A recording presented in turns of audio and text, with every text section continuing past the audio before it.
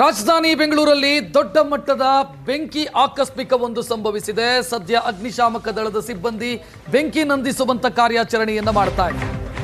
ಬೆಂಗಳೂರಿನ ಕುಂಬಾರಪೇಟೆಯಲ್ಲಿ ನಡೆದಿರುವಂತಹ ಘಟನೆ ಇದು.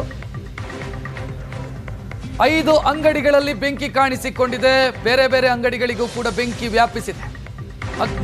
6 ಅಗ್ನಿಶಾಮಕ ದಳದ ಸಿಬ್ಬಂದಿ ಸದ್ಯ ಬೆಂಕಿ ನಂದಿಸುವಂತ ಕಾರ್ಯಾಚರಣೆಯನ್ನ ಮಾಡ್ತಾ ಇದ್ದಾರೆ.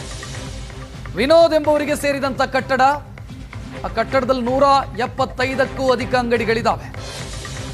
ಚಿಕ್ಕಪೇಟೆ ಮೆಟ್ರೋ ನಿಲ್ದಾಣದ ಸಮೀಪವೇ ಈ ಕಟ್ಟಡ ಇದೆ. ಮೇಲ್ನೋಟಕ್ಕೆ ಇದು ಶಾರ್ಟ್ ಸರ್ಕ್ಯೂಟ್ ಕಾರಣ ಅಂತ ಭಾವಿಸಲಾಗಿದೆ. ಲಕ್ಷಾಂತರ ರೂಪಾಯಿ ಮೌಲ್ಯದ ವಸ್ತುಗಳು ಬೆಂಕಿಗಾಹುತಿಯಾಗಿದೆ. ಬೆಂಕಿ ನಂದಿಸುವಂತ ಕಾರ್ಯಾಚರಣೆಗೂ ಕೂಡ ಅಲ್ಲಿನ ಪರಿಸ್ಥಿತಿ ಅಡ್ಡಿಯಾಗಿದೆ. ಯಾಕಂತಂದ್ರೆ ಕಿಷ್ಕಿಂಧೆಯಂತ ಸ್ಥಿತಿ ಇದೆ ಅಲ್ಲಿ. ಅಗ್ನಿಶಾಮಕ ದಳದ ವಾಹನಗಳು ಬರೋದಕ್ಕೂ ಆಗಲ್ಲ, ಸಿಬ್ಬಂದಿಗಳು ಒಳಗೆ ಪ್ರವೇಶಿಸೋದಕ್ಕೂ ಕೂಡ ಆಗಲ್ಲ ಅನ್ನುವಂಥ ಸ್ಥಿತಿ ಇತ್ತು. ಸದ್ಯ ಬೆಂಕಿ ನಂದಿಸುವಂತ ಕಾರ್ಯಾಚರಣೆಯನ್ನು ಸಿಬ್ಬಂದಿ ಮಾಡ್ತಾ ಇದ್ದಾರೆ. ಆರಂಭದಲ್ಲಿ ಬೆಂಕಿ ಕಾಣಿಸಿಕೊಂಡಂತ ದೃಶ್ಯವನ್ನ ನೀವು ನೋಡ್ತಾ ಇರೋದು. ಬೆಂಕಿಯ ಕೆನ್ನಾಲಿಗೆ ಹಲವು ಅಂಗಡಿಗಳಿಗೆ ವ್ಯಾಪಿಸಿದೆ. ಶಾರ್ಟ್ ಸರ್ಕ್ಯೂಟ್ ಕಾರಣ ಅನ್ನೋದು ಪ್ರಾಥಮಿಕವಾಗಿ ಸಿಕ್ಕಿರುವಂತ ಮಾಹಿತಿ.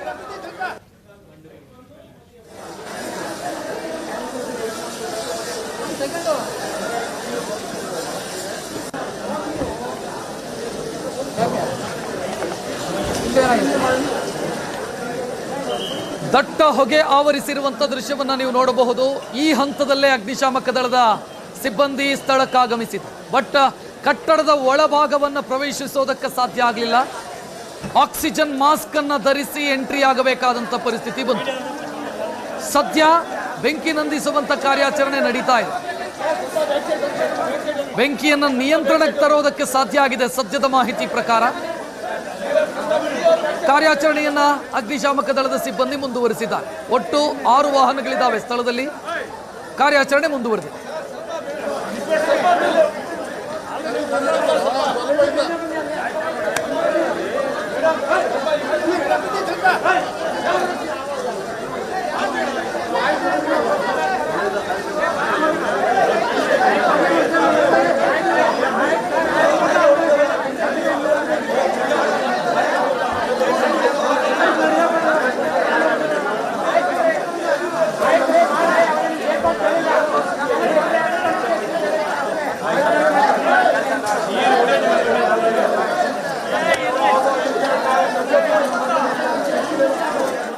ಬೆಳಗ್ಗೆ 7:30ಗೆ ಫೈರ್ ಆಯಿತು.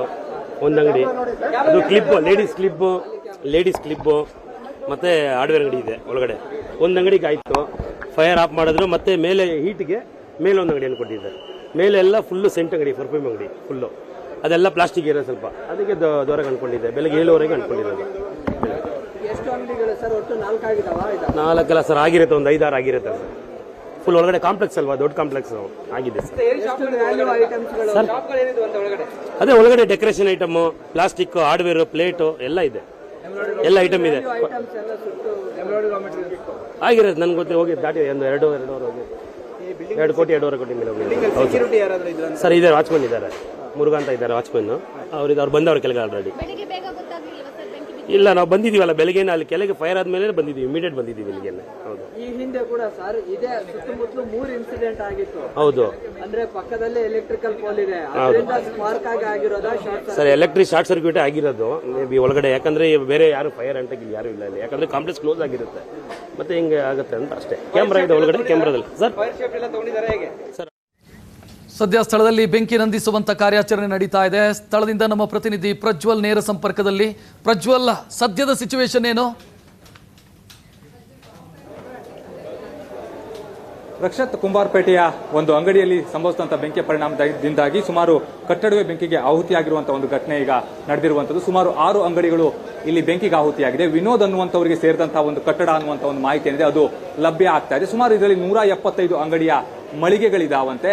ಇಲ್ಲಿ ಒಟ್ಟು 6ರಿಂದ 7 ಅಂಗಡಿಗಳಿಗೆ ಈಗ ಬೆಂಕಿ ತಗುಲಿರುವಂಥದ್ದು. ಅದನ್ನ ನಿಯಂತ್ರಿಸುವಂತಹ ಒಂದು ಕೆಲಸವನ್ನ ಅಗ್ನಿಶಾಮಕ ದಳದ ಸಿಬ್ಬಂದಿಗಳು ಮಾಡಿದ್ದಾರೆ. ಭಾಗಶಃ ಯಶಸ್ವಿಯಾಗಿದ್ದಾರೆ ಅಂತಾನೆ ಹೇಳ್ಬೋದು. ಬೆಂಕಿಯನ್ನ ಸಂಪೂರ್ಣವಾಗಿ ನಂದಿಸುವಂತ ಒಂದು ಪ್ರಯತ್ನ ಆಗ್ತಾ ಇದೆ. ಆದ್ರೂ ಕೂಡ ಹೊಗೆ ಅನ್ನುವಂಥದ್ದು ದಟ್ಟವಾಗಿದೆ. ಹಾಗಾಗಿ ಆಕ್ಸಿಜನ್ ಮಾಸ್ಕ್ ಅನ್ನ ಬಳಕೆ ಮಾಡಿಕೊಂಡು ಅಗ್ನಿಶಾಮಕ ದಳದ ಸಿಬ್ಬಂದಿಗಳು ಈಗ ಅಂಗಡಿಯ ಒಳಕ್ಕೆ ಪ್ರವೇಶವನ್ನ ಕೂಡ ಮಾಡ್ತಾ ಇರುವಂತದ್ದು. ಆದ್ರೆ ಸಾಕಷ್ಟು ಪ್ಲಾಸ್ಟಿಕ್ ಐಟಮ್ಗಳು ಕೂಡ ಅದರೊಳಗೆ ಇದಾವೆ ಇರೋದ್ರಿಂದಾಗಿ ಬೆಂಕಿ ಅನ್ನುವಂಥದ್ದು ಇನ್ನೂ ಕೂಡ ಸ್ವಲ್ಪ ಮಟ್ಟಿಗೆ ಜಾಸ್ತಿ ಆಗಬಹುದು ಅನ್ನುವಂತ ಒಂದು ಆತಂಕ ಕೂಡ ಇದೆ. ಯಾಕೆ ಅಂತ ಹೇಳಿದ್ರೆ ಪ್ಲಾಸ್ಟಿಕ್, ಅದೇ ರೀತಿಯಲ್ಲಿ ಅಲ್ಲಿರುವಂತಹ ಪರ್ಫ್ಯೂಮ್ ಇದೆ ಅಂತ ಹೇಳುವಂತ ಒಂದು ಮಾಹಿತಿ ಕೂಡ ಇದೆ. ಅವೆಲ್ಲವೂ ಕೂಡ ಬೆಂಕಿಗೆ ಇನ್ನೂ ಸಹಕಾರಿಯಾಗುತ್ತೆ. ಅಂದ್ರೆ ಬೆಂಕಿ ಜಾಸ್ತಿ ಆಗ್ಲಿಕ್ಕೆ ಸಹಕಾರಿ ಆಗ್ತಾ ಹೋಗುತ್ತೆ. ಬೆಂಕಿಯನ್ನು ಕಂಟ್ರೋಲ್ ಮಾಡುವಂತದ್ದು ಕೂಡ ಅಷ್ಟೇ ಕಷ್ಟ ಅಂತ ಹೇಳ್ಬೋದು. ಸುಮಾರು 6 ಅಗ್ನಿಶಾಮಕ ದಳದ ವಾಹನಗಳು ಈಗಾಗಲೇ ಸ್ಥಳಕ್ಕೆ ಆಗಮಿಸಿದ್ದಾವೆ. ಇಲ್ಲಿ ಬೆಂಕಿ ನಂದಿಸುವಂತಹ ಒಂದು ಕೆಲಸವನ್ನ ಕೂಡ ಮಾಡ್ತಾ ಇದ್ದಾರೆ. ಇಲ್ಲಿ ಪ್ರಮುಖವಾಗಿ ಅಗ್ನಿಶಾಮಕ ದಳದ ಸಿಬ್ಬಂದಿಗಳು ಒಂದು ಒಳ್ಳೆಯ ಕೆಲಸವನ್ನ ಮಾಡಿದ್ರು. ಅದೇನು ಅಂತ ಹೇಳಿದ್ರೆ, ಎಲ್ಲಿ ಬೆಂಕಿ ತಗಲಿದೆಯಲ್ಲ ಅದರ ಅಕ್ಕಪಕ್ಕದ ಅಂಗಡಿಗಳಿಗೆ ಬೆಂಕಿ ತಗಲದಂತೆ ಮೊದಲಿಗೆ ಮುಂಜಾಗ್ರತಾ ಕ್ರಮವನ್ನು ವಹಿಸ್ತಾರೆ. ಅಕ್ಕಪಕ್ಕದ ಯಾವ ಒಂದು ಅಂಗಡಿಯೂ ಕೂಡ ಬೆಂಕಿ ತಗಲದೇ ಇರುವಂತೆ ಅವರು ನೋಡ್ಕೊಳ್ತಾರೆ. ಯಾವ ಅಂಗಡಿಗೆ ಬೆಂಕಿ ತಗಲಿತಲ್ಲ ಅದನ್ನ ನಿಧಾನವಾಗಿ ನಿಯಂತ್ರಣಕ್ಕೆ ತರುವಂತಹ ಒಂದು ಪ್ರಯತ್ನವನ್ನ ಕೂಡ ಮಾಡ್ತಾ ಹೋಗ್ತಾರೆ. ಅದರಲ್ಲಿ ಅವರು ಯಶಸ್ವಿಯಾಗಿದ್ದಾರೆ ಅಂತ ಹೇಳ್ಬೋದು. ನಿಜಕ್ಕೂ ಕೂಡ ಅತ್ಯುತ್ತಮವಾದಂತಹ ಒಂದು ಕೆಲಸವನ್ನ ಅಗ್ನಿಶಾಮಕ ದಳದ ಸಿಬ್ಬಂದಿಗಳು ಇಲ್ಲಿ ನಿರ್ವಹಿಸಿರುವಂತದ್ದು. ಯಾಕೆ ಅಂತ ಹೇಳಿದ್ರೆ, ನೀವು ಇಲ್ಲಿ ಗಮನಿಸ್ತಾ ಇರಬಹುದು, ಈ ಎಲ್ಲ ಒಂದು ಅಂಗಡಿಗಳಿದ್ದಾವೆ. ಇಲ್ಲಿ ಒಟ್ಟು 2 ಲೈನ್ ಅಲ್ಲಿ ಇರುವಂತಹ ಅಂಗಡಿಗಳಿಗೆ ಬೆಂಕಿ ತಗಲಿದೆ. ಅದರ ಪಕ್ಕದಲ್ಲೇ ಒಂದು ಬಟ್ಟೆ ಅಂಗಡಿ ಇದೆ. ಇನ್ನೊಂದು ಕಡೆಯಲ್ಲಿ ಬೇರೆ ಅಂಗಡಿಗಳು ಕೂಡ ಇದ್ದಾವೆ. ಅಲ್ಲಿ ಯಾವುದಕ್ಕೂ ಕೂಡ ಬೆಂಕಿ ತಗಲದೇ ಇರುವಂತಹ ರೀತಿಯಲ್ಲಿ ಅವರು ಮುಂಜಾಗ್ರತಾ ಕ್ರಮವನ್ನು ವಹಿಸ್ತಾರೆ. ಅದೇ ರೀತಿಯಲ್ಲಿ ಈಗ ಎಲ್ಲ ಅಂಗಡಿಗಳು ಕೂಡ ಮೇಲ್ಭಾಗದಲ್ಲಿ, ಅಂದ್ರೆ ಏನು ಸೆಕೆಂಡ್ ಫ್ಲೋರ್ ನಲ್ಲಿ ಇರುವಂತಹ ಅಂಗಡಿಗಳಿದ್ದಾವೆ ಅವೆಲ್ಲವೂ ಕೂಡ ಶಟರ್ ಕ್ಲೋಸ್ ಆಗಿರುವಂತದ್ದು. ಅಲ್ಲಿ ಯಾರೂ ಕೂಡ ಇಲ್ಲ. ಅದು ಗೋಡಾನ್ ಕೂಡ ಆಗಿರಬಹುದು ಅನ್ನುವಂತ ಒಂದು ಮಾಹಿತಿ ಇರೋದ್ರಿಂದಾಗಿ ಅಗ್ನಿಶಾಮಕ ದಳದ ಸಿಬ್ಬಂದಿಗಳು ಇನ್ನೂ ಕೂಡ ಅದನ್ನು ಓಪನ್ ಮಾಡುವಂತ ಒಂದು ಕೆಲಸವನ್ನ ಮಾಡಿಲ್ಲ. ಇಲ್ಲಿನ ಬೆಂಕಿ ನಿಯಂತ್ರಣಕ್ಕೆ ಬಂದ ನಂತರದಲ್ಲಿಯೇ ಅವರು ಆ ಒಂದು ಶಟರ್ ಅನ್ನ ಓಪನ್ ಮಾಡುವಂತ ಒಂದು ಕೆಲಸವನ್ನ ಮಾಡ್ತಾರೆ. ಹಾಗೆ ಈಗ ಅವರು ಸೆಕೆಂಡ್ ಫ್ಲೋರ್ಗೂ ಕೂಡ ಮೇಲೆ ಹೋಗುವಂತ ಒಂದು ಪ್ರಯತ್ನವನ್ನ ಕೂಡ ಮಾಡ್ತಾ ಇದ್ದಾರೆ. ನೀವು ಇಲ್ಲಿ ಗಮನಿಸಬಹುದು, ಅಂದ್ರೆ ಅವರು ಲ್ಯಾಡರ್ ಅನ್ನ ಈಗಾಗಲೇ ಹಾಕಿರುವಂತದ್ದು. ಇದರ ಮುಖಾಂತರವಾಗಿ ಅವರು ಸೆಕೆಂಡ್ ಫ್ಲೋರ್ಗೂ ಕೂಡ ಎಂಟ್ರಿ ಆಗ್ತಾರೆ. ಯಾಕೆ ಅಂದ್ರೆ ಆ ಒಂದು ಅಂಗಡಿಗಳಲ್ಲಿ ಏನಾದ್ರೂ ಬೆಂಕಿ ಆಗಿದೆಯಾ ಅನ್ನೋದ್ರ ಬಗ್ಗೆ ಕೂಡ ಇನ್ನು ಸ್ಪಷ್ಟವಾದಂತಹ ಒಂದು ಚಿತ್ರಣ ಇಲ್ಲ. ಹಾಗಾಗಿ ಅಲ್ಲಿ ಹೋಗಿ ಪರಿಶೀಲನೆ ಮಾಡುವಂತ ಒಂದು ಕೆಲಸವನ್ನ ಮಾಡ್ತಾರೆ. ಇಲ್ಲಿ ಅಂಗಡಿಯಿಂದ ಬಂದಂತ ಹೊಗೆ ಇದೆ, ಇದು ಮೇಲ್ಮುಖಕ್ಕೆ ಹೋಗ್ತಾ ಇರೋದ್ರಿಂದಾಗಿ ಅಗ್ನಿಶಾಮಕ ದಳದ ಸಿಬ್ಬಂದಿಗಳಿಗೂ ಕೂಡ ಒಳ ಹೋಗ್ಲಿಕ್ಕೆ ಯಾವುದೇ ರೀತಿಯ ಸಮಸ್ಯೆ ಅನ್ನುವಂಥದ್ದು ಆಗ್ತಾ ಇಲ್ಲ. ಒಂದೊಮ್ಮೆ ಏನಾದ್ರೂ ಬೆಂಕಿಯ ಹೊಗೆ ಅನ್ನುವಂಥದ್ದು ಮುಮ್ಮುಖವಾಗಿ ಬಂದಿದ್ರೆ, ಅಂದ್ರೆ ಅವರ ಮುಖಕ್ಕೆ ನೇರವಾಗಿ ಏನಾದ್ರೂ ಬಂದಿದ್ರೆ ಒಳಗೆ ಹೋಗ್ಲಿಕ್ಕೂ ಕೂಡ ಸಾಕಷ್ಟು ಕಷ್ಟವಾಗ್ತಾ ಇತ್ತು. ಆದ್ರೆ ಮೇಲ್ಗಡೆ ಹೋಗ್ತಾ ಇರೋದ್ರಿಂದಾಗಿ ಅಷ್ಟೊಂದು ಸಮಸ್ಯೆ ಅನ್ನುವಂಥದ್ದು ಆಗ್ತಾ ಇಲ್ಲ. ಇಲ್ಲಿರುವಂತಹ ಎಲ್ಲಾ ಅಂಗಡಿಗಳಲ್ಲೂ ಕೂಡ ಈಗಾಗಲೇ ಕೆಳಭಾಗದ ಅಂಗಡಿಗಳನ್ನ ಪರಿಶೀಲನೆ ಮಾಡುವಂತ ಒಂದು ಕೆಲಸವನ್ನ ಮಾಡಿದ್ದಾರೆ. ಪ್ರಾಥಮಿಕವಾಗಿ ಶಾರ್ಟ್ ಸರ್ಕ್ಯೂಟ್ ನಿಂದಲೇ ಬೆಂಕಿ ಹತ್ತಿದೆ ಅನ್ನುವಂತ ಒಂದು ಅನುಮಾನ ಕೂಡ ಇದೆ. ಆದ್ರೆ ಅದನ್ನ ಎಕ್ಸಾಕ್ಟ್ ಆಗಿ ಹೇಳಲಿಕ್ಕೆ ಸಾಧ್ಯ ಆಗೋದಿಲ್ಲ. ಕಾರಣ ಏನು ಅಂತ ಹೇಳಿದ್ರೆ, ಬೆಂಕಿ ಸಂಪೂರ್ಣವಾಗಿ ನಂದಬೇಕಾಗುತ್ತೆ. ಅನಂತರದಲ್ಲಿ ಎಲ್ಲಿ ಇದೆ, ಅಂದ್ರೆ ಯಾವ ರೀತಿಯಲ್ಲಿ ಫೈರ್ ಆಗಿದೆ, ಸ್ವಿಚ್ ಬೋರ್ಡ್ ನಲ್ಲಿ ಫೈರ್ ಆಯ್ತಾ ಅಥವಾ ವೈರ್ ನಲ್ಲಿ ಏನಾದ್ರೂ ಶಾರ್ಟ್ ಸರ್ಕ್ಯೂಟ್ ಆಯ್ತಾ ಅನ್ನೋದ್ರ ಬಗ್ಗೆ ಕೂಡ ಮಾಹಿತಿಯನ್ನು ಕಲೆ ಹಾಕಬೇಕಾಗುತ್ತೆ. ಅದಕ್ಕೆ ಅಗ್ನಿಶಾಮಕ ದಳದ ಸಿಬ್ಬಂದಿಗಳು ಕೂಡ ಒಂದು ರಿಪೋರ್ಟ್ ಅನ್ನು ರೆಡಿ ಮಾಡಿ ಕೊಡ್ತಾರೆ. ಆ ರಿಪೋರ್ಟ್ ರೆಡಿ ಆದ ನಂತರದಲ್ಲಿ ಈ ಒಂದು ಅಗ್ನಿ ಅವಘಡಕ್ಕೆ ಕಾರಣ ಏನು ಅನ್ನುವಂಥದ್ದು ಎಕ್ಸಾಕ್ಟ್ ಆಗಿ ಗೊತ್ತಾಗುತ್ತೆ. ಅಲ್ಲಿವರೆಗೂ ಕೂಡ ಪ್ರಾಥಮಿಕವಾಗಿ ಶಾರ್ಟ್ ಸರ್ಕ್ಯೂಟ್ ನಿಂದ ಆಗಿರಬಹುದು ಅನ್ನುವಂತ ಒಂದು ಶಂಕೆ ಇದೆ. ಅದನ್ನ ಅಂದಾಜಿಸಲಾಗ್ತಾ ಇದೆ. ಈಗ ಬೆಂಕಿಯನ್ನು ಸಂಪೂರ್ಣವಾಗಿ ನಿಯಂತ್ರಣವನ್ನ ಕೂಡ ಮಾಡಿದ್ದಾರೆ. ಸ್ಥಳೀಯರಲ್ಲಿ ಸ್ವಲ್ಪ ಮಟ್ಟಿಗೆ ಆತಂಕ ಅನ್ನುವಂಥದ್ದಿತ್ತು. ಆದ್ರೆ ಅಗ್ನಿಶಾಮಕ ದಳದ ಸಿಬ್ಬಂದಿಗಳ ಕಾರ್ಯಾಚರಣೆ ಇದೆ, ಅದು ಸಾಕಷ್ಟು ಕ್ಷಿಪ್ರವಾಗಿದೆ. ಹಾಗಾಗಿ ಯಾವುದೇ ರೀತಿಯಲ್ಲೂ ಕೂಡ ಸಮಸ್ಯೆ ಅನ್ನುವಂಥದ್ದಾಗಿಲ್ಲ.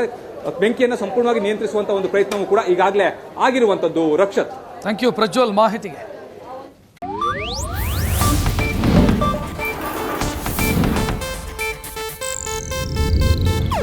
ಇದು ಏಷ್ಯಾನೆಟ್ ನ್ಯೂಸ್ ನೆಟ್ವರ್ಕ್ ಪ್ರಸ್ತುತಿ.